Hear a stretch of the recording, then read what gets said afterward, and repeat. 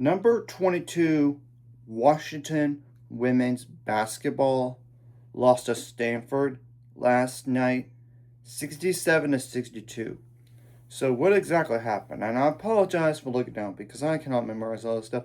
Obviously, it's a former Pac-12 matchup, but Stanford's in the ACC now, while Washington is in the Big Ten. It was tied at 27 right at halftime. But second half, both these teams scored more. 40 for Stanford, while Washington scored 35. But there's obviously more to the game than that. And that's why I'm going to go with the last minute of the game as well as the stats. So around, with the 108 left in the game, Courtney Ogden from Stanford made a short jump shot assisted by Laura Somfai, Somfai, and was even fouled on the play by Yulia Grabovskaya, Grabovskaia.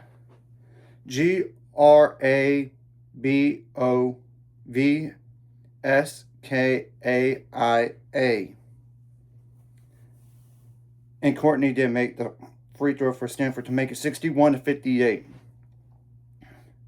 Around 50 seconds left, Hannah Steins made a layup assisted by El Ladine to make it 61-60. Around 37 seconds left, Laura from Stanford made a short jump shot to make it 63-60. Around 23 seconds left, Savia Sellers missed a three. Washington got the offensive rebound. Avery Howe missed a three.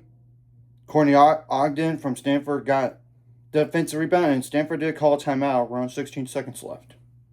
So it's still 63-60. Around 12 seconds left, Devin Coppinger fouled for Washington, and Haley Swain went to the line, missed the first free throw, but made the second to make it 64-60. And Washington did call timeout to advance the ball. And around 8 seconds left, Avery Howell made a layup to make it 64-62. Stanford did call timeout to advance the ball. Around 7 seconds left, Sienna Harvey from Washington fouled. And this is just an insane sequence that's going to happen here.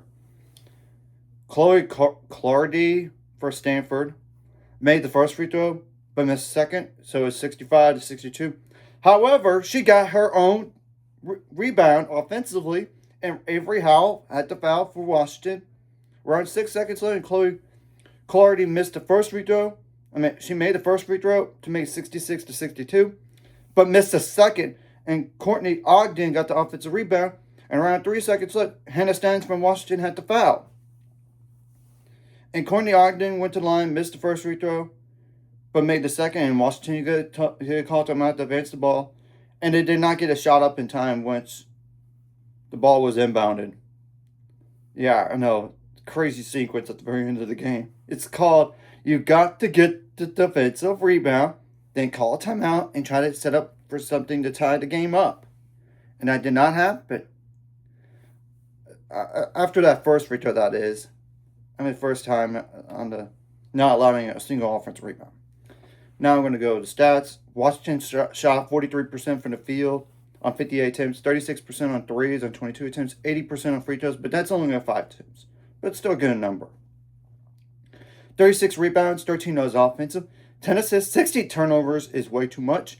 2 steals, 16 fouls, 11 points off the bench, and 5 double-digit scores literally combined for literally 60 points because the only other players that scored in this game had 2 points. Now, Stanford had how many bench points? 2 plus 4, that's 6 plus 11, that's 17 points. Right there. And 4 double-digit scores that literally combined for 14 plus 12, that's 26. Plus 13, that's 39. Plus 11, that's 50 points right there.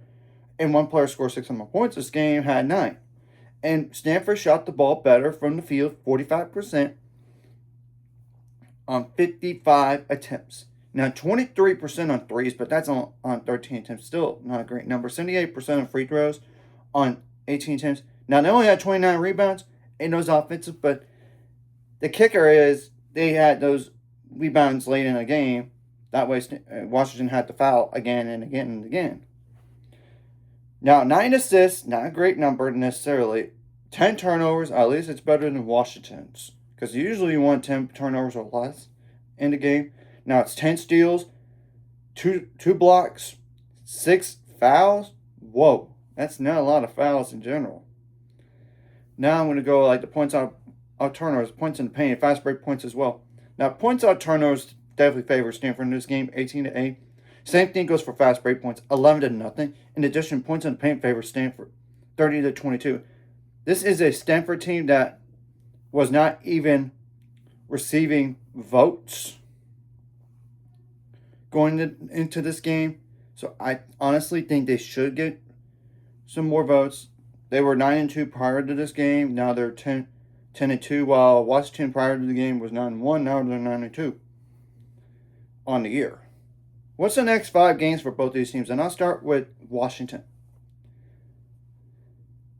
So December 21st, which is tomorrow, of course, they got to go on the road to Pacific. You honestly should win that game. They're 5-5. Then you got Northwestern at home, December 29th. Yeah, you should honestly win that game. Now, the next following 2 games will be tough. January 1st, you got Michigan, that's currently number 6. Luckily, that game is at home, not on the road, but still is tough. Then you got Michigan State at home, January 8th. They're currently number 24, so another tough game. Then you got to go on the road to Purdue. They're 7-4 on January 11th. Really, you should beat Purdue. Should. But you never know. I do think Washington will not possibly be ranked going in the next AP poll. Now, Stanford, what's the next 5 games? And I'll say this. This is like the next following game is going to be interesting. It's another former Pac-12 showdown. And this is part of the Bay Area Women's Classic. You get to play against Oregon. They're currently 12-1. And that would be in San Francisco, California. I would not sleep on them by any stretch of the imagination.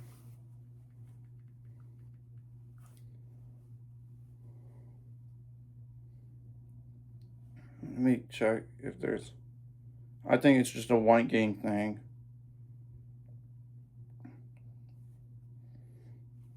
Yep, it's just a 1-game neutral site game.